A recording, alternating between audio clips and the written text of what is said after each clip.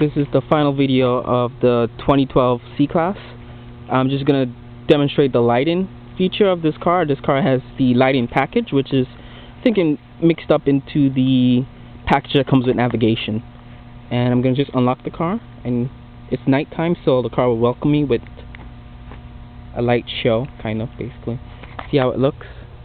The LED strips are not bright at night. The daytime strips, they're not fog lights, and that's kind of a fail for me. They're just for eye candy to look at, which is kind of cool. And I see there how it looks. And this is the non-xenon headlamps, and it's just basically a halogen bulb in there, and it's the basic of a halogen bulb with a reflector bulb. That's all that is right there. And you have the side lighting at the side. You also have the mirror. Oh, the car just locked itself. Just unlock it. The comfort lighting is right there. And open the door, and the lights inside welcome you. And in the back,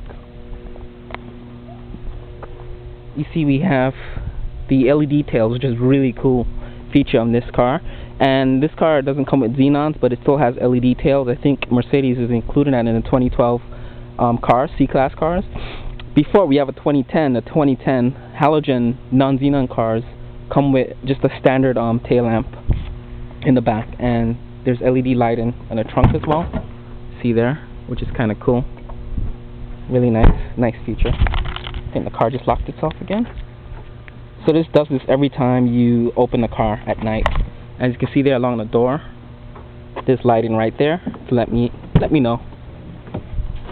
These are not power folding mirrors, they're just manual fold mirrors in this car.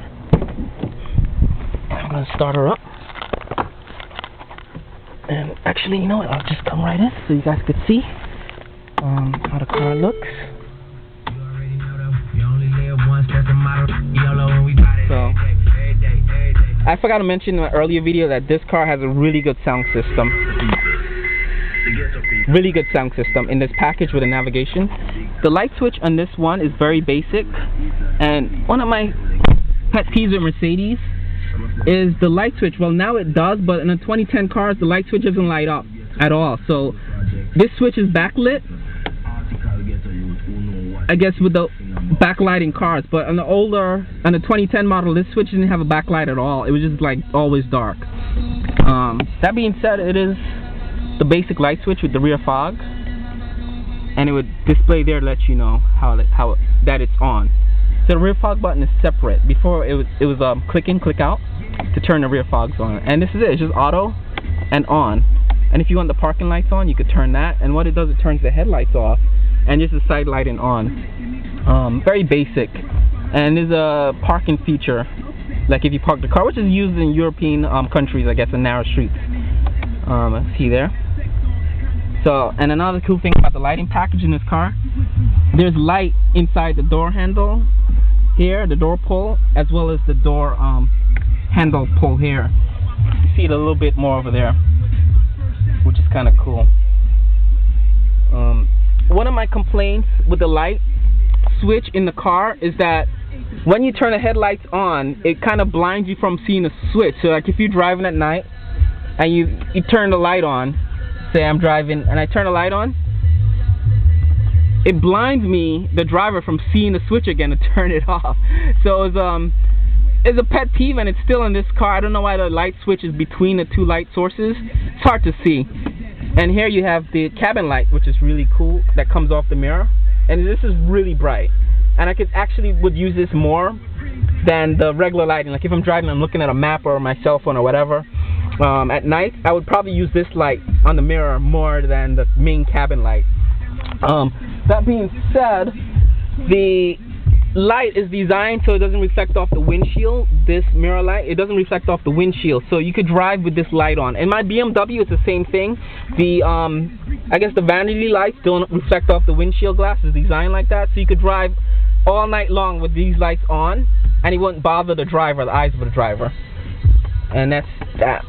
This light also turns on the light in the back. Oh, I'm sorry, there's a switch for the light in the back, so your backseat passengers could see what they're doing. I think they have a switch back there as well for their car. So I'm gonna go outside and show you guys the headlights, how it looks, and the rear fog. I'm gonna turn the rear fogs on because I haven't really seen what that looks like.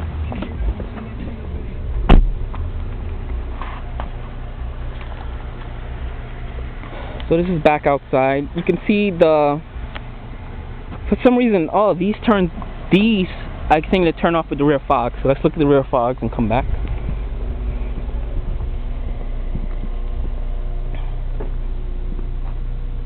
So I don't really see the rear fog lights on, or what would be the rear fog, even though it's telling me inside they should be on. I'm not sure why that is. So okay, something happened. So these turned back on.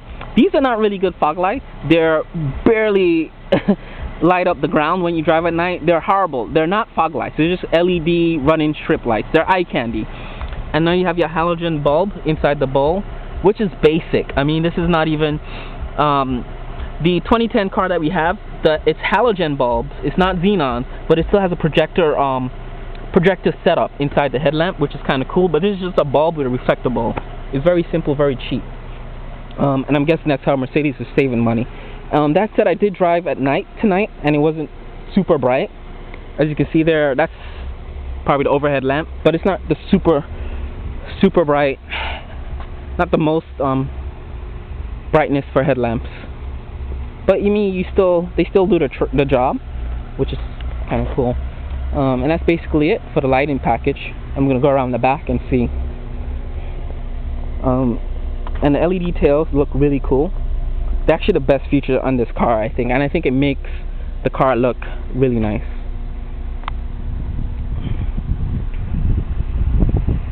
And come back around. And I'm not sure why these turn off, the LED strips, when you turn on the rear fogs. I'm not sure why that is, if that's programmed into the car. But I'm going to turn it on again just to double check. Yep, it's not on. There's no rear fogs. I don't know why the switch is there. And in the front, yep, these LED strips, they turn off with the rear fogs. I'm not sure why that is. Before I go, I'm going to just show you what Mercedes has done. Inside the odometer, you could actually go in to the factory settings for the light.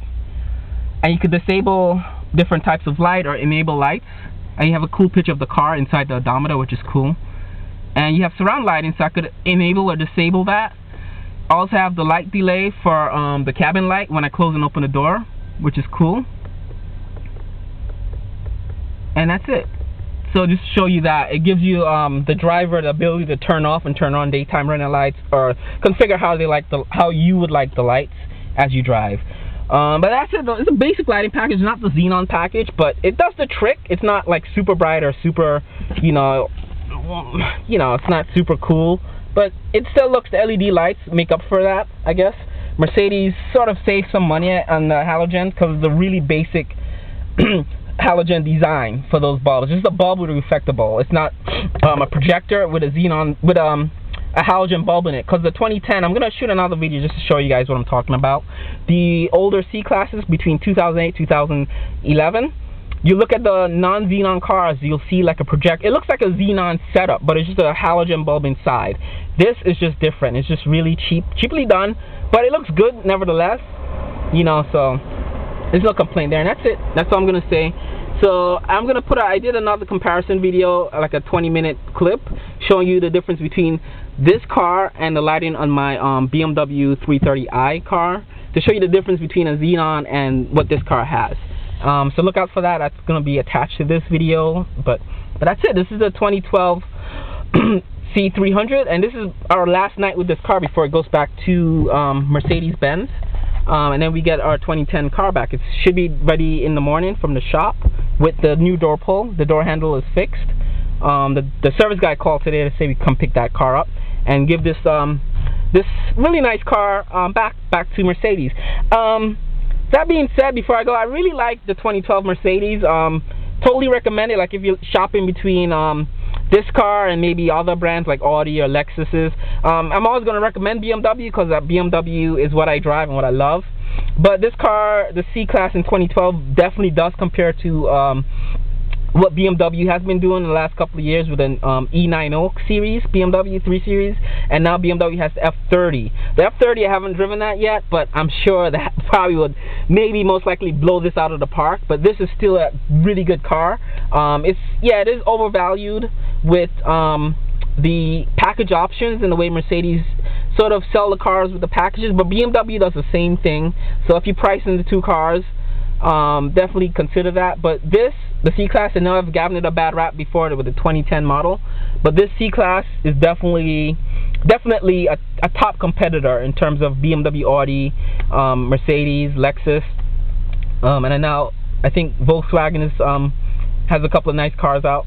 But definitely consider C-Class. If you could test drive one, definitely do it. The car is powerful.